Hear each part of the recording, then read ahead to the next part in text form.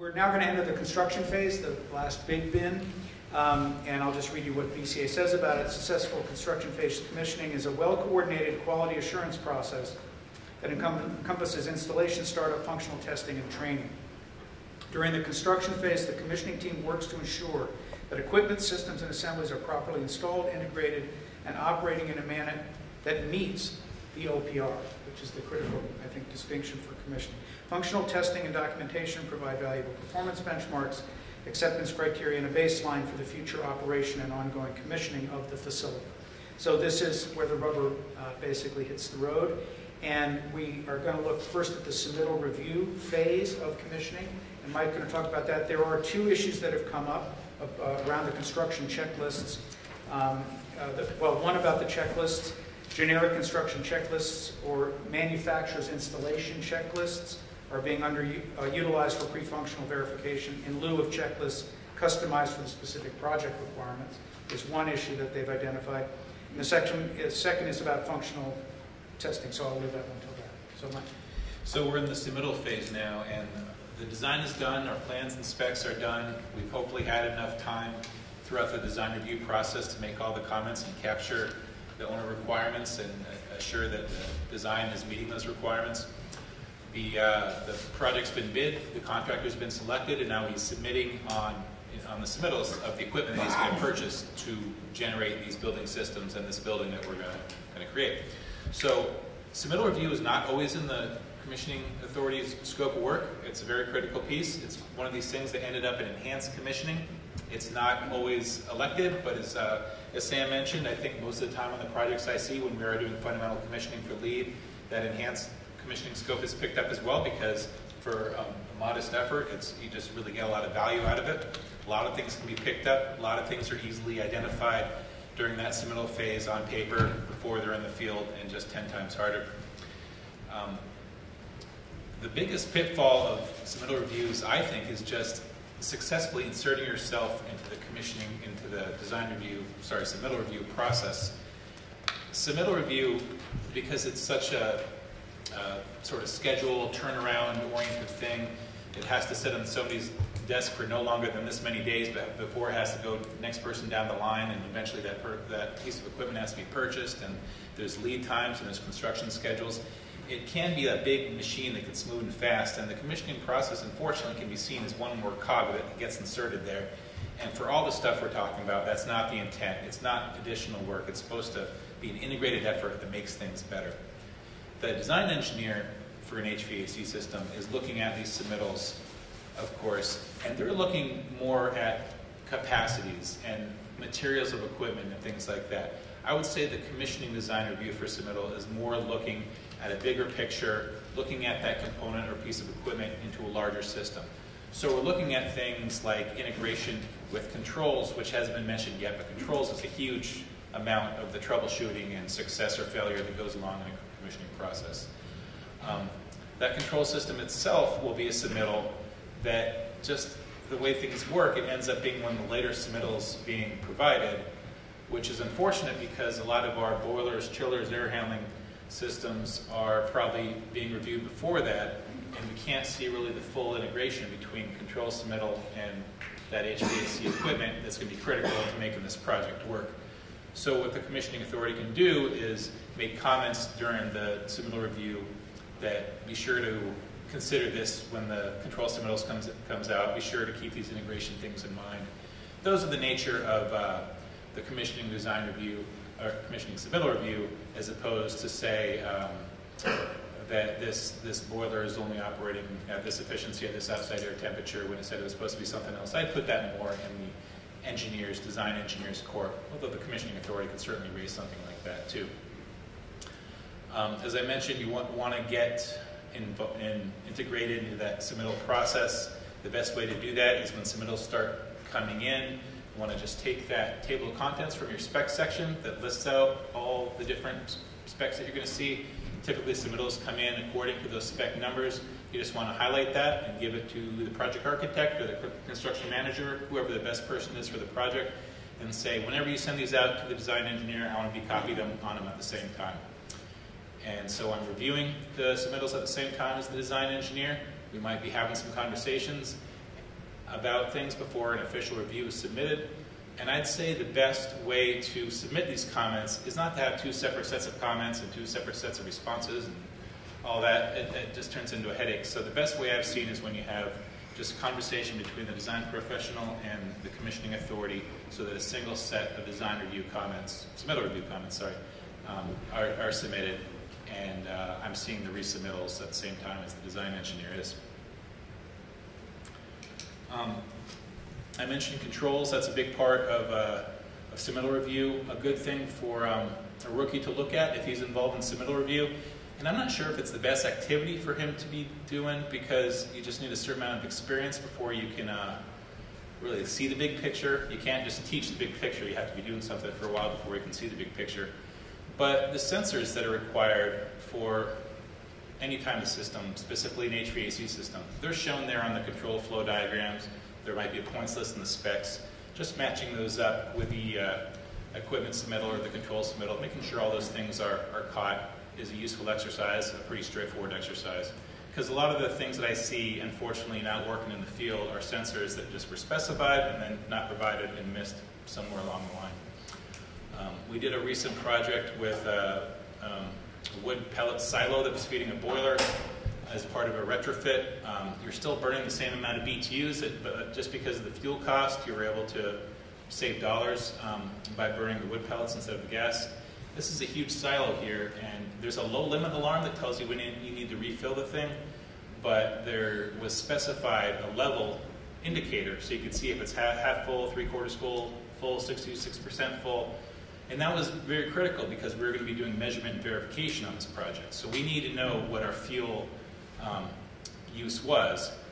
We're not using gas anymore, we're using wood pellets, so we want to see the drop in that thing. And that sensor just wasn't there. It was not provided in the submittal, it just got missed. We tried to bring it up during construction.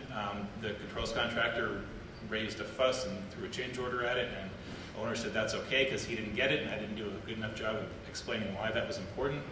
So, we just don't have that knowledge of exactly how much fuel we're using. So that's one little tiny sensor that doesn't cost a whole lot that unfortunately took a lot of value out of the project. But that's one example of what I've seen in submittal reviews that we wish we could have done a little bit better, or an example of something that hopefully you can pick up, and in the process of doing submittal reviews and how to make it an integrated process and not another line item of things to do. Terrific, okay. Just let me see if anybody here has a comment first. Yeah, Sam? I think Mike hit the nail on the head when he talked about controls submittal reviews. As you all know, controls have become very robust, very complicated, pages and pages of sequence and tests and sensors.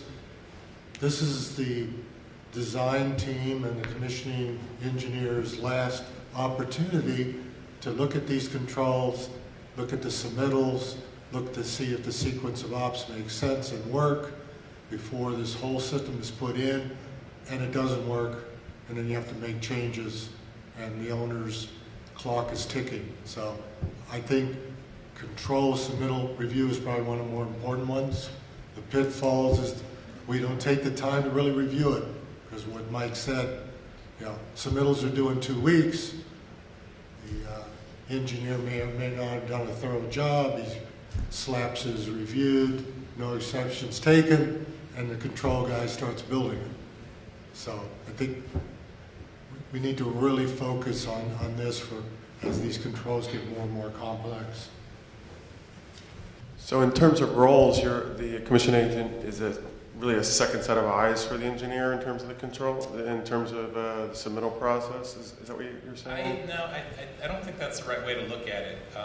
You do pick up some stuff because of the second set of eyes, but it's really just looking at the system as a whole and the integration between components more than I feel like the design engineer's responsibility is more to look at the component and that equipment like in a box, where the commissioning agent will look at the building and the system as a whole. That's how I look at it.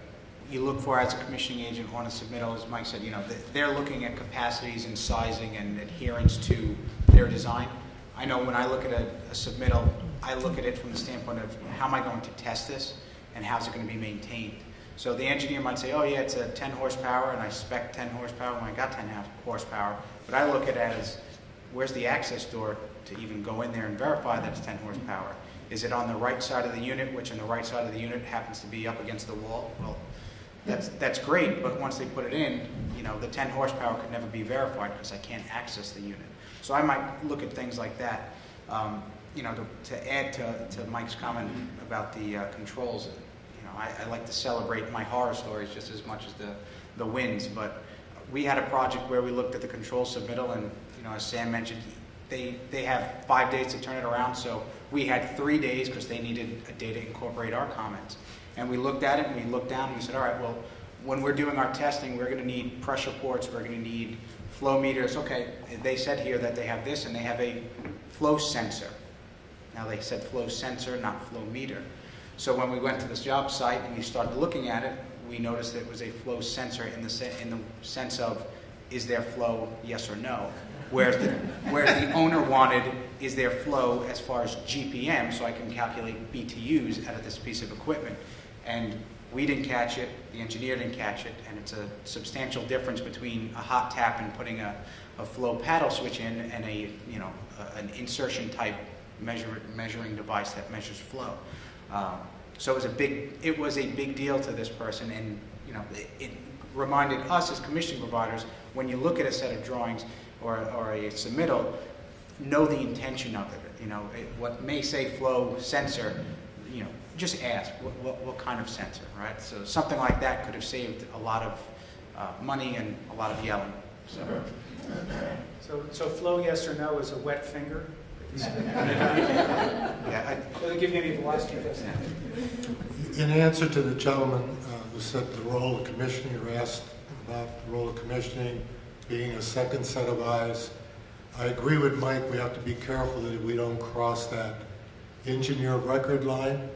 But most engineers that I've worked with, when you do a thorough controls submittal, even working with the controls vendor, they really appreciate these comments, because a lot of times you do find some mistakes, or a custom sensor that may not be in, or a sequence that's too generic for the piece of equipment going in. Also, if you're working in a hospital, pharmaceutical, some of these controls are almost life safety in nature. Pressure differentials in a vivarium, or pressure differentials in a class 2 lab. You know, somebody could get hurt if you don't have sensors and alarms and modes that work correctly. So you're right, Mike and Holt, that you have to be careful that you're not called in as someone who made a suggestion, or someone who reviewed the controls design, and you know, bring your lawyer and your bank book. I think the same token, you have a responsibility to make sure you've done your best to review and make comments before that submittal process is over. Great. Okay, I think we're going to, I want to conclude this session with something that that's emerging to me about rookies potentially. It sounds like, as Mike was saying, in the submittal process, it's sophisticated enough. They may not always know, they may most times not know exactly what they're looking at, unless you direct them in certain specific areas. There's a lot to take in, and I think it's because the commissioning authority's role is really to look systemically across a number of different integrated conditions, I guess would be a way to put it, and look at their impacts on each other. So that if there's a way to bring rookies into the process, they maybe start very specifically, but always within the context of an integrated, overall contextual way of doing whatever they're doing, and slowly grow it out to be able to spot these things. Because like I was saying, it sounds like in design review, or even in submittal review, you really need to, you have to have a depth of experience to know where to go quickly to look at something quickly to see if it's right or wrong. And then not only in terms of its performance within the building, but also within its capacity to allow you to perform later tasks, like you were just talking about. So it's an interesting, we'll muddle that over during our break.